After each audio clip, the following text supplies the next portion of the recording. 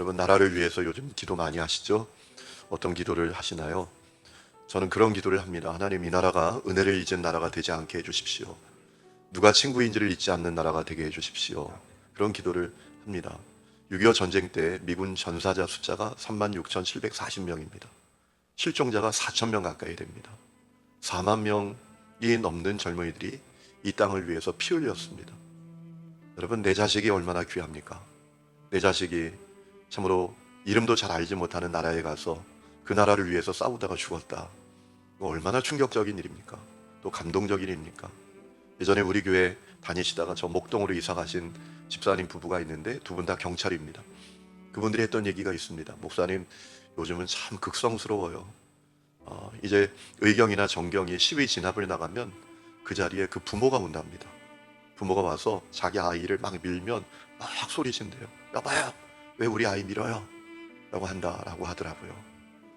예전에 상상도 못하는 일이잖아요, 그죠? 그런데 그렇게 귀한 자식이 피 흘린 나라, 여러분, 그 은혜가 우리에게 있지 않습니까? 은혜를 잊지 말아야죠. 누가 친구인지를 알아야죠. 여러분, 은혜를 잊은 나라도 개인도 그 미래가 없습니다. 성경을 봐도 승리하는 믿음의 길을 끝까지 잘 걸을 수 있는 방법이 뭐냐? 은혜를 잊지 않는 것입니다. 은혜를 알아야 겸손하게 되고, 겸손해야 경외하게 되는 것 아니겠습니까? 끝까지 파선하지 않는 믿음의 길을 걷는 방법은 은혜를 잊지 않는 것입니다. 그래서 하나님께서 특별하게 예배드리도록 한 날이 있는데 오늘 말씀에 두 가지 절기가 나옵니다. 6월절과 7절입니다. 6월절은 패스오버라고 번역할 수 있죠. 넘어가다라는 뜻인데, 하나님께서 이스라엘 성도를 출애굽시키기 위해서 바로를 항복시킵니다. 그때 행하셨던 일이 뭐죠? 애굽의 장자를 치는 겁니다. 여러분, 놀라운 일은 양을 잡아서 그 피를 문설주에 바르면 이스라엘 성들의 집은 그 재앙이 다 넘어가는 겁니다. 그리고 바로가 항복하여 그들이 해방되게 되었습니다. 얼마나 놀라운 은혜입니까? 노예가 자유인이 되었습니다. 바로의 백성이 하나님의 백성이 되었습니다. 태양신을 숭배하던 사람들이 여호와 하나님을 예배하게 되었습니다. 얼마나 놀라운 은혜입니까? 그 은혜 잊지 않도록 6월절을 지키라 라고 하셨어요.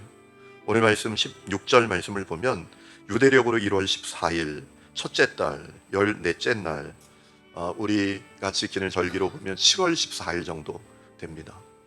그때 여호와를 위하여 하나님께서 주신 은혜를 기억하도록, 이렇게 번역할 수도 있겠죠. 그렇죠? 우리를 위한 게 아닙니다. 주신 은혜를 생각하고 그분을 높이며 그분께 감사하며 6월절을 지키라라고 했습니다.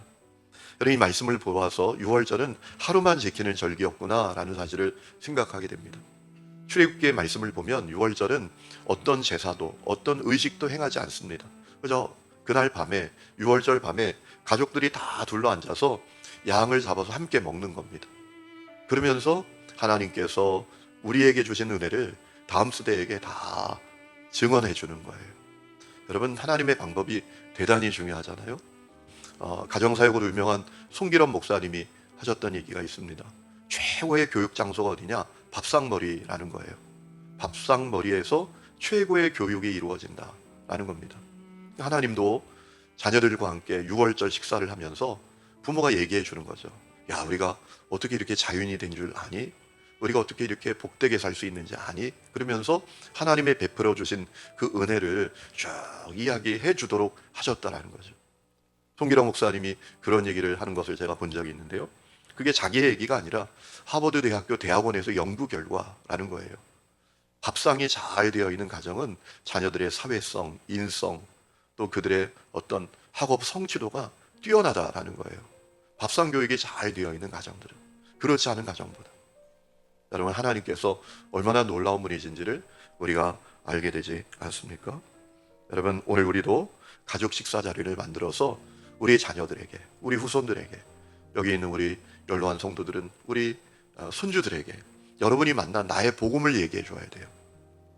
여러분, 사람들은 무엇에 관심이 있습니까? 복음의 내용에 관심이 있는 게 아닙니다. 그들이 관심이 있는 것은 복음이 도대체 무슨 능력이 있냐? 복음이 무슨 일을 하냐? 여기에 관심이 있습니다. 그래서 밥상에서 여러분이 나의 복음을 얘기해 주셔야 돼요. 여러분 자녀들에게. 예수 믿기 전에 여러분은 어떤 사람이었고, 어떻게 예수를 믿게 되었고, 예수를 믿고 나서 어떤 변화가 일어났다. 이것을 증언해 줄 수 있어야 돼요. 성경에 있는 복음이 아니라 나의 복음. 내게 어떻게 십자가 복음이 되었는지를 증언해 줄 수 있어야 된다라는 것. 오늘 그 은혜가 여러분에게 있기를 축원합니다. 자, 유월절이 하루 동안 지켜지고 그 다음 날부터 7일 동안 무교절이 시작이 됩니다. 17절, 또 그달 15째 날부터, 유월절 다음 날부터 명절이니 어떤 명절일까요? 무교절이 시작이 되는 겁니다. 이 무교절은 무교병을 먹기 때문에 무교절입니다. 무교병은 어떤 것이죠? 누룩 없는 빵, 딱딱한 빵, 이스트가 들어가지 않은 빵을 먹는 겁니다. 왜 그럴까요? 여러분, 이스라엘 백성들이 출애굽하여 광야를 갑니다. 그때 누룩 없는 빵을 먹습니다. 딱딱한 빵을 먹습니다. 그래도 하나님이 인도해 주셨고 출애굽하고 또 가나안 땅에 들어갈 수 있지 않았습니까? 하나님께서 주신 출애굽의 은혜, 광야에서 인도해 주신 은혜를 기억하는 절기가 이 무교절이었다라는 것이죠. 그걸 지키라고 했습니다. 자, 이래 동안 무교병을 먹을 것이고 그 첫날에는 성회로 모일 것이고 아무 일도 하지 말 것이다 라고 했습니다. 이 7일의 첫날과 마지막 날에 거룩한 모임으로 모여서 어떤 노동도 하지 말고 하나님께 감사하는 절기가 되기를 원하셨다라는 겁니다. 자, 이 무교절에 매일 일주일 동안 상당한 제물을 드렸습니다. 오늘 19절 말씀부터 쭉 보면 수송아지 2마리, 순양 1마리, 1년 된 순양 7마리, 그것들이 다 흠없는 것이어야 됐습니다. 그와 함께 소재, 곱게 빻은 밀가루, 그것을 하나님께 드려야 했다라고 했습니다. 그리고 22절에 보면 순염소 1마리로 죄를 씻는 속죄제를 드리도록 했습니다.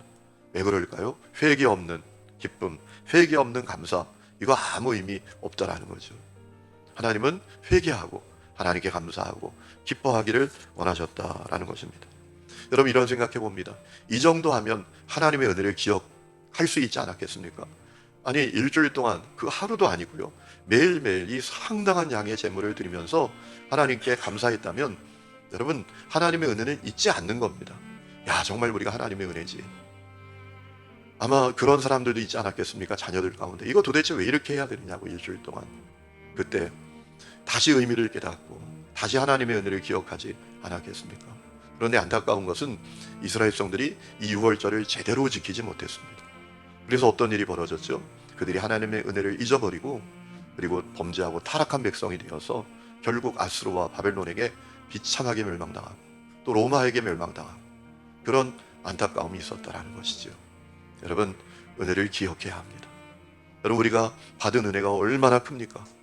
이스라엘 백성들은 양의 피의 은혜를 받았지만 우리는 예수의 피의 은혜를 받은 줄로 믿습니다. 우리 예수님이 유월절 어린 양이 되셨습니다. 그분이 우리를 구원하기 위해서 대속의 피를 다 흘리셨습니다. 그래서 우리가 구원받았습니다. 그 은혜 잊지 말고 우리가 날마다 우리가 이 유월절을 지켜야 합니다. 날마다 유월절 지키는 건 뭐죠? 날마다 지성소를 붙드는 겁니다. 말씀을 묵상하고 그 말씀이 주시는 의미가 무엇인지를 써보고 하루를 주님 안에서 돌아보고 또 적어보는 그 삶이 우리가 은혜를 기억하는 것입니다. 그때 승리하는 믿음의 길을 걷게 될 줄로 믿습니다. 또한 77절을 지키라라고 했습니다. 여러분, 이 77절이 왜 77절일까요? 6월절이 끝나고 7주가 지난 다음에 지키는 절기이기 때문에 77절이라고 불렀어요. 그래서 6월절이 지나고 7주가 지나고 50일째 지키는 절기였기 때문에 오순절이라고 부르기도 했죠. 여러분, 이 절기는 첫 번째 밀과 보리를 수확해서 하나님께 감사하는 절기였습니다. 오늘 말씀에도 새 소재를 드리라라고 하시지 않았습니까? 첫 번째 수확한 새로운 곡식으로 곱게 밀가루를 빻아서 하나님께 감사하라라고 했습니다. 그래서 첫 번째 수확을 주님께 드리는 절기였기 때문에 초실절, 첫 번째 열매를 주님께 드리는 절기, 초실절 이렇게 부르기도 했습니다. 그러니까 한 해의 수확조차도 하나님의 은혜인 것을 잊지 말고 감사로 살아가라 라고 하셨다라는 것이죠. 오늘 말씀을 통해서 은혜를 잊지 않는 백성이 되기를 원하시는 그 하나님의 마음을 우리가 놓치지 말아야 합니다. 사람이 왜 변질되는가? 신앙이 왜 타락해 가는가? 은혜를 잊기 때문입니다. 은혜를 잊기 때문입니다. 저는 교회에서 좋은 자동차를 사주셔서 잘 타고 다닙니다. 얼마나 감사하게 타고 다니는지 모릅니다. 제가 신학교 다닐 때 제 친구가 부자 친구가 있었습니다. 돈을 물쓰듯 펑펑 쓰는 친구가 있었어요. 그 친구 때문에 물국수 많이 얻어먹고 때로는 돼지갈비도 얻어먹고 그 친구는 학교 다니면서 차를 갖고 있었습니다. 그때 티코를 타고 다녔어요. 티코라는 차 아시나요? 티코? 티코라는 차를 이 친구가 타고 다닙니다. 한 번은 그때는 에버랜드라고 하지 않고 자연동원이라고 했죠. 용인 자연동원. 거기를 가자라는 거예요. 거기를 가자 그래서 이제 정원이 5명인데 5명이 탔는데도 이 차가 확 주저앉아요. 얼마나 체구들이 다 큰지. 근데 저희 2년 후배 지금 저 속초에서 목회하는 목사가 자기든 안 데리고 간다고 막 그냥 신경질을 부리는 거예요. 와서 차를 뻥뻥 발로 차고, 그래도 그 친구까지 불법을 행하면서 6명이 그 차를 타고 갔던 적이 있습니다. 그때 그게 너무 부럽더라고요. 그래서 그때 가졌던 마음이 있습니다. 나도 티코 한번 타보면 얼마나 좋을까. 나도 티코 한번 타보면 얼마나 좋을까. 그런 마음을 가졌는데 지금은 티코와 비교할 수 없는 차를 타고 다니니 얼마나 감사한지 모릅니다. 늘 그 은혜를 잊지 않으려고 합니다. 저는 은혜를 잊으면 문제가 생깁니다. 은혜 꼭 기억하고 은혜로 살아가는 복된 성도들이 되시기를 주의 이름으로 축원합니다.